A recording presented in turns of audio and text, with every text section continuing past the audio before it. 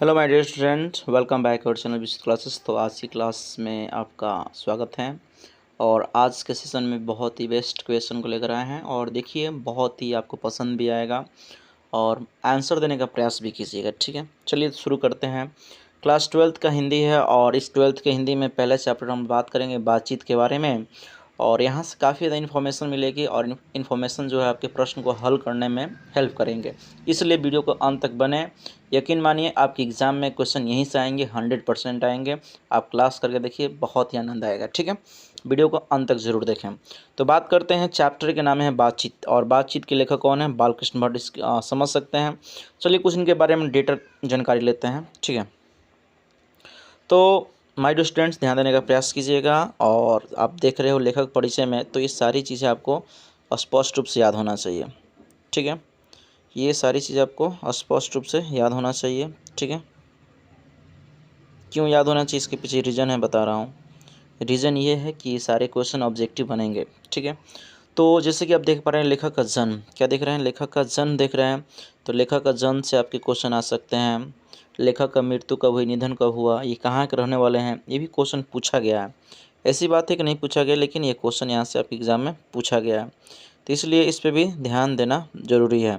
ठीक है, तो इस चीज़ को देख लेना है और इसको भी देखना है, इसको भी देखना है। और एग्ज़ाम में क्वेश्चन यहाँ से 2 क्वेश्चन बनेंगे। पूछ देगा कि बालकृष्ण भट्ट जी जो हैं किस काल के कवि हैं? किस काल के कवि हैं? तो याद रखिएगा आधुनिक काल के हैं। युग पूछे तो भारतेंदु युग बताइएगा, है ना। भारतेंदु युग के ये महान लेखक के रूप में हैं, ठीक है ना, साहित्यकार के रूप में हैं। तो ये सारी बातें आपको याद होना चाहिए और याद भी हो गई होगी। ठीक है, तो एक बार रिपीट कीजिए, इनका जन्म कब होता है? 23 जून 1844 में होता है। मृत्यु कब होती है बाबू? 20 जुलाई 1914 में होती है। ठीक है, इलाहाबाद में इनका जन्म होता है और इलाहाबाद को आज प्रयागराज के नाम से जाना जाता है और ये यूपी में है। और ये किस काल के हैं? तो कहिएगा आधुनिक काल। और युग पूछे तो भारतेंदु युग। ठीक है, इस चीज़ को याद कर लीजिएगा। ठीक है, देखिए इसमें आपको याद करना बहुत ज़रूरी है, इस चीज़ों को समझना और कुछ चीज़ें को याद करना बहुत ज़रूरी है। क्यों ज़रूरी है मैं बता दूं कि यहाँ से क्वेश्चन आप देख सकते हैं। ठीक है, तो इनकी प्रमुख रचनाएं आप देख सकते हैं, रहस्य और तथा सॉरी कथा, नूतन ब्रह्मचारी। ठीक है ना, और एग्ज़ाम में पूछा था 100 अनजान 1 सुजान वाला पूछा था एग्ज़ाम में। ठीक है, और हमारी घड़ी हो गया सद्भाव, सद्भाव का भाव। ये सारी चीज़ों को आपको याद करना होगा हर हाल में। एग्ज़ाम में पूछा था, आपसे पूछ सकता है पद्मावती के लेखक कौन है? एक नाटक है और इस नाटक को लिखने वाला कोई और नहीं बल्कि याद रखना होगा आपके बालकृष्ण भट्ट जी हैं, है ना। इसके अलावा एग्ज़ाम में आपसे पूछ सकता है रेल का विकेट खेली, इसको याद कर लीजिएगा, ये क्वेश्चन आपके लिए खास है यहाँ से, है ना। इसके अलावा याद रखिएगा दमयंती का स्वयंवर भी याद रख लीजिएगा, ये खास है। ठीक है, तो ये सारी चीज़ें आपको याद होना सही हर हाल में। ठीक है, उम्मीद करते हैं कि आप याद कर लीजिएगा और इससे ऑब्जेक्टिव क्वेश्चन भी करेंगे, घबराइए मत और घबराइए मत। ठीक है, घबराने और घबराने से कुछ नहीं होगा। एक एक लाइन बाई करके आप समझिए और समझने का प्रयास करें और यहीं से क्वेश्चन आपके बनेंगे और बने हैं, आपको सब दिखाऊंगा, देख कर चाहिए। ठीक है, तो दोस्तों बात करते हैं, इन्होंने लगभग 1000 रचनाएं जो है भट्ट निबंधमाला में संग्रहित किया था। ठीक है, इसके अलावा बात किया जाए तो अभी आप लोग को इससे संबंधित कुछ प्रश्न देकर आ रहे हैं। ठीक है, तो बताइए बालकृष्ण भट्ट की रचना किसने की? बहुत ही सुंदर प्यारा सा क्वेश्चन है, बताने का प्रयास करें कि बालकृष्ण भट्ट की रचना, ठीक है ना, बातचीत क्या है। बहुत ही सुंदर क्वेश्चन है कि ये जो आप देख रहे हो ये क्या चीज़ है ना। चलिए, क्या एकांकी है, कहानी है, या यात्रा स्मरण है, या ललित निबंध है? एग्ज़ाम में क्वेश्चन ऑलरेडी पूछा भी गया है और बार बार पूछता है ये सब क्वेश्चन, तो आपको याद होना चाहिए। तो बिल्कुल आप लोग अपना आंसर सोचिए और मन में सोच कर रखिए और आंसर देने का प्रयास करें, है ना। और आप खुद की जांच करें, सेल्फ जो टेस्ट होता है उसको करना बहुत ज़रूरी है। तो बहुत लोग अब उम्मीद करते हैं कि इसका आंसर आ चुका होगा और जितने भी ललित निबंध की तरफ जा रहे हैं बिल्कुल वह सही है। ठीक है, चलिए आज से अगले प्रश्न की तरफ बढ़ते हैं और जवाब देने का प्रयास करेंगे। अगला प्रश्न है, ध्यान दीजिएगा कि बालकृष्ण भट्ट किस युग के निबंधकार थे? अभी आप लोगों को मैंने बताया था और आप बताने का प्रयास करें कि किस युग के निबंधकार थे, है ना? किस युग के निबंधकार थे, ठीक है? क्या वह प्रसाद युग हो सकता है, क्या भारतेंदु युग हो सकता है, द्विवेदी युग हो सकता है, या स्वतंत्र योत्तर युग हो सकता है, स्वतंत्रोत्तर युग हो सकता है? क्या हो सकता है इसमें बताइए? बताइए, ऑप्शन ए के साथ जाइएगा, बी के साथ जाइएगा, सी के साथ जाइएगा, डी के साथ जाइएगा, बताइए, बताने का प्रयास करेंगे। बिल्कुल, आप लोग कुछ बच्चे विद्यार्थी जो हैं वो जाएंगे बी ऑप्शन के साथ और जा भी रहे होंगे, तो बिल्कुल इसमें राइट आंसर यही हो जाएगा, इसमें कोई डाउट नहीं है, ठीक है। तो आज के अगले क्वेश्चन की तरफ देखते हैं और समझते हैं। देखिए, ये छोटी सी मेरी प्रयास है, अगर आपको ये प्रयास मेरी अच्छी लग रही है तो लाइक, शेयर और सब्सक्राइब आपका रुकना नहीं चाहिए, ठीक है ना। और आपकी लाइक और शेयर जितना अधिक होगा, ये आपकी क्लास रेगुलर ऑल सब मैंने करा दी जाएगी, ठीक है। ये आपके लाइक, शेयर और सब्सक्राइब पर निर्भर करता है, क्लास रेगुलर होगा कि नहीं होगा, ठीक है।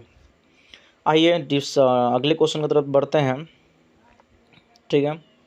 तो अगला क्वेश्चन हम लोग देख पा रहे हैं, बहुत ही सुंदर क्वेश्चन है कि मनुष्य की बातचीत का उत्तम तरीका क्या हो सकता है। जैसे हम लोग इंसान हैं तो सबसे बेहतर तरीका क्या हो सकता है, तो आपको पता होना चाहिए कि जब हम खुलकर बात करते हैं, अवाक होकर बात करते हैं, ओपन माइंड से बात करते हैं, असल बातचीत वही होती है, यही एक उत्तम तरीका होता है, ठीक है।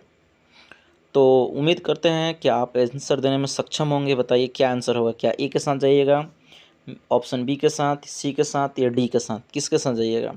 बिल्कुल उम्मीद करते हैं कि आप बिल्कुल से जवाब दे रहे हो, इसमें आंसर हो जाएगा बिल्कुल डी हो जाएगा, ठीक है। चलिए, तो आज के अगले प्रश्न की तरफ बढ़ते हैं दोस्तों और बताने का प्रयास करें। बहुत ही सुंदर क्वेश्चन है और क्वेश्चन ये है, संवाद में सबसे, ध्यान दीजिएगा, संवाद में सबसे महत्वपूर्ण क्या है? संवाद में सबसे महत्वपूर्ण क्या है? तर्क है, जिज्ञासा है, या आत्मीयता है, या प्रवाहपूर्ण भाषा है? क्या हो सकता है? आंसर देने का प्रयास करें, सोचें, विचारें, ठीक है। बिल्कुल क्लास को अंत तक करके जाएं, आपका रिवीजन प्रैक्टिस हो जाएगा, आपकी एग्ज़ाम में बेहतर कर दीजिएगा। मेरे कई सारे विद्यार्थी ने 90, 91, 92 तक रिजल्ट दे चुके हैं, तो आप निश्चिंत होकर पढ़िए और इसका प्रमाण बहुत लोगों को पता है, ठीक है। आप नए हो तो चैनल को सब्सक्राइब कर लो, आपके एग्ज़ाम के लिए बेहतर चीज़ें मिलेगी इस चैनल के द्वारा। बहुत जल्द आप लोग डिजिटल बोर्ड के माध्यम से भी पढ़ाया जाएगा, ठीक है। उसकी भी सेटअप आप लोग रेडी हो चुकी है, बहुत ही जल्द मैं वीडियो अपलोड करने वाला हूँ, लाइव भी लूँगा, ठीक है। तो आप लोग बिल्कुल इस संवाद की बात करें हम, आपका आंसर बिल्कुल सी की तरफ जा रहा होगा, मैं जानता हूँ, बिल्कुल आप सी बिल्कुल सही जा रहे हो, ठीक है। चलिए, ये क्वेश्चन आप लोगों को पहले ही मैंने कहा था, याद कर लीजिएगा, एग्ज़ाम में से पूछा भी गया है कि बालकृष्ण भट्ट का जन्म कब हुआ था, है ना, या बालकृष्ण भट्ट का जन्म कब हुआ था, ठीक है। तो बताने का प्रयास करें, 23 जून 1884 को, 44 को, 20 जुलाई 1902 को, या 18 दिसंबर 1834 को हुआ था। कब हुआ था? तो बिल्कुल उम्मीद करते हैं आपने याद किया होगा और याद भी होगा, ठीक है। जितने विद्यार्थी अगर ऑप्शन ए के साथ जा रहे हो बिल्कुल गलत हैं, आपको जाना है किसके साथ? ऑप्शन बी के साथ जाना है, ठीक है।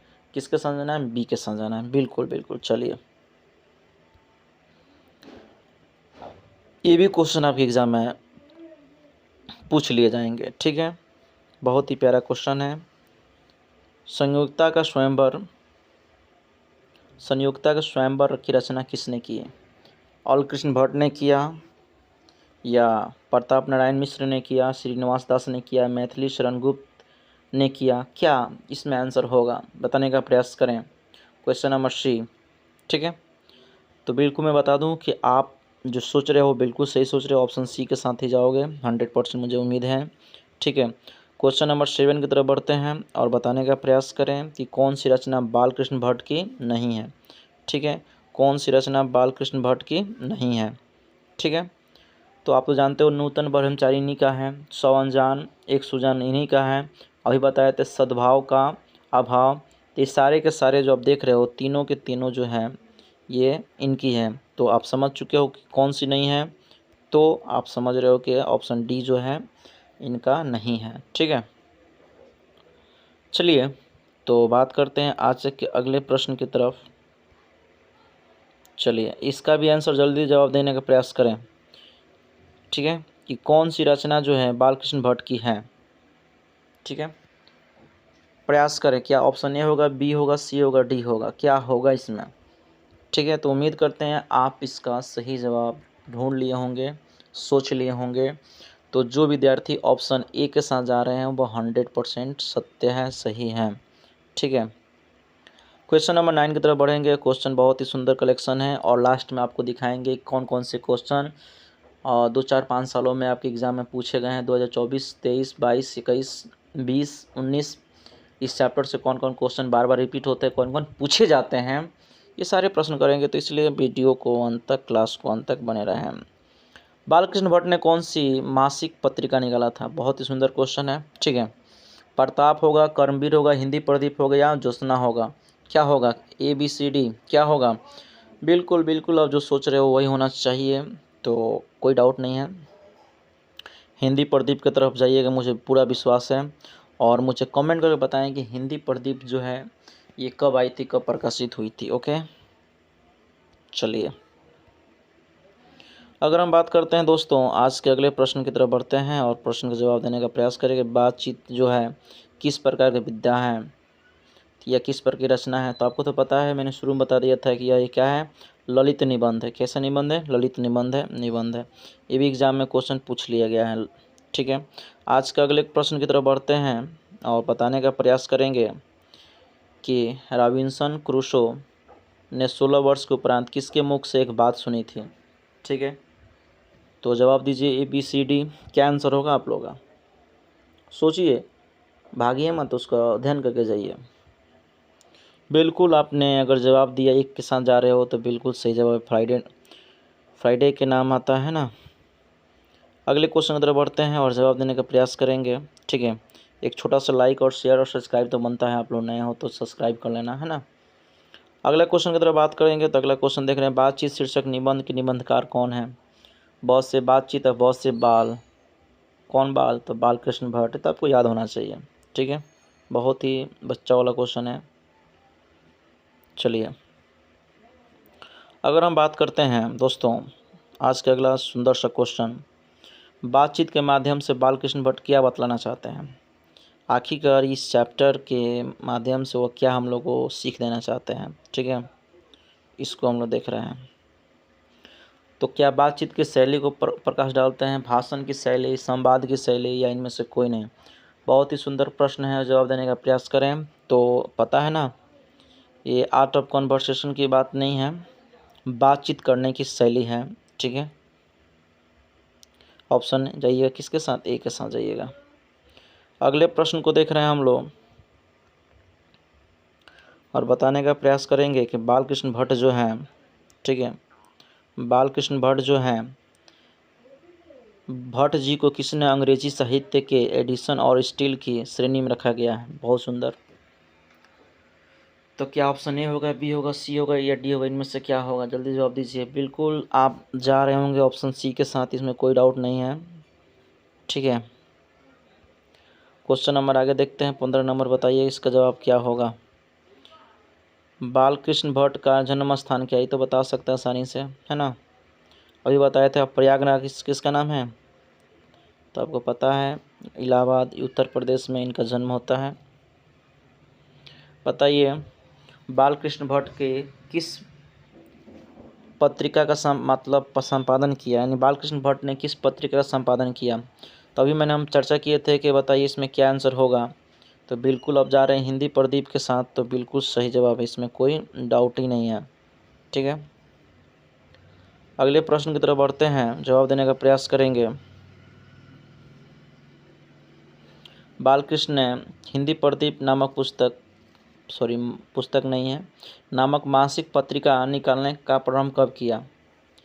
ठीक है, बहुत ही सुंदर क्वेश्चन है। ये पत्रिका कब रिलीज हुई थी, बताने का प्रयास करेंगे फटाफट। ठीक है, अगर ए के साथ जा रहे हो तो बिल्कुल सही जवाब जा रहे हो। ठीक है, क्वेश्चन नंबर हम बढ़ते हैं। बालकृष्ण देखिए रचना को थोड़ा सा टाइपिंग मिस्टेक है, समझ सकते हैं कि रचना नहीं है। तो याद रखिएगा पद्मावती है। इसमें एगो रचना आप देख रहे हो मेघदूतम, ये कालिदास की रचना है। आप समझ सकते हो कि यही आंसर सी हो जाएगा। कौन सी उपन्यास पढ़ लीजिएगा, थोड़ा सा टाइपिंग एरर है। कौन सी उपन्यास जो है आपके बालकृष्ण भट्ट की है। तो याद रख लीजिएगा 100% ये वाली रचना आप अभी बताए थे। 100 अनजाने एक सुजान एग्जाम में ऑलरेडी पूछा भी गया है क्वेश्चन, ये है ना। उसके अलावा देखिए आज का अगला प्रश्न जो है, नाटक के प्रारंभ में होने वाले मंगल पाठ को क्या कहा जाता है। भजन, नांदी पाठ या मंगलाचरण या आरती, क्या कहा जाता है, बताने का प्रयास करें। बिल्कुल आप सही जवाब जा रहे हो, इसमें कोई डाउट नहीं है। इसे नांदी पाठ के नाम से जाना जाता है। ठीक है, आज का अगला प्रश्न जो है, रॉबिन्सन क्रूसो को कब तक मनुष्य के मुंह देखने को नहीं मिला था। 10 वर्षों तक, 12 वर्षों तक, 16 वर्षों तक या 18 वर्षों तक मनुष्य का चेहरा देखने को नहीं मिला था। तो बिल्कुल जवाब दीजिए, और ये बहुत ही आसान क्वेश्चन है। 16 वर्ष आपको याद होना चाहिए। ठीक है, कितने वर्ष, 16 वर्ष। चलिए तो आज के अगले प्रश्न की तरफ बढ़ते हैं और देखते हैं कि आप लोग क्या आंसर देते हो। वही क्वेश्चन है तो सेम क्वेश्चन है तो सेम आंसर होगा। अगले प्रश्न को देखते हैं। बोलने से ही मनुष्य के सही साक्षात्कार होता है, यह बात किसने किया। ठीक है, तो आपको पता होना चाहिए इसमें दो आदमी का नाम आता है और दोनों अलग अलग विचार दिए हैं। एक एडिसन और एक बेंजनसन जो हैं, जॉनसन ने अपना अपना क्या दिया है जी, ओपिनियन दिए हैं, विचार दिए हैं। ठीक है ना। तो बताइए इसका राइट आंसर क्या होगा। तो याद रखिएगा एडिसन साहब ने कहा था असल बातचीत दो व्यक्तियों के बीच में ही हो सकती है, यानी खुलकर बात कर सकते हैं, ओपन माइंड बात कर सकते हैं। तो बिल्कुल आप दोनों में से एक इंसान का नाम तो मैंने बता दिया, तो दूसरा आंसर ये हो जाएगा बेन जॉनसन। ठीक है, चलिए आज का अगला प्रश्न देखते हैं। अभी मैंने बताया था असल बातचीत कितने लोगों के बीच होती है, तो आप कह सकते हैं इस बात को कहने वाला कोई और नहीं बल्कि एडिसन साहब थे। आइए एडिसन साहब ने बताइए, एडिसन के अनुसार असल बातचीत कितने लोगों के बीच में हो सकती है, तभी मैंने बताया 2 लोगों के बीच हो सकती है। इसका आंसर तो बताइए सकते हो। बातचीत से मन किस प्रकार का हो जाता है। तो ऑप्शन ए होगा, बी होगा, सी होगा, डी होगा, या इनमें से कोई नहीं होगा। क्या आंसर होने वाला है बताइए ज़रा। तो बिल्कुल आप सोच रहे होंगे कि ये आंसर होना चाहिए, हल्का और स्वच्छ हो जाता है। अगर मान लीजिए कोई गम, दुख, दर्द, गम हो तो शेयर करने से कुछ गम तो कम हो जाता है, हल्का हो जाता है मन। ठीक है ना। तो चलिए आज का अगला प्रश्न देखते हैं। बहुत ही सुंदर और शानदार क्वेश्चन है। कह रहे किसके न होने से सृष्टि गूंगी प्रतीत होती है। Option A, B, C, D, क्या होगा।